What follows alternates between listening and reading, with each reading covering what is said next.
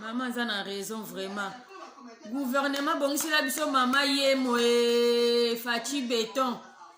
Hôpital abata misala mabende bomi mama Shako. Changer biso hôpital bongisi la biso mama yemo. Hôpital ya Kimbangiste ezali kuna Kimbanteke. Bo désengorger mama yemo. Hôpital eze belé ya ba maser. Bo bongisi la biso hôpital wana hôpital ya lokuta teto lembi. Nzambe nange pesa biso leçon. Adieu mama Shako.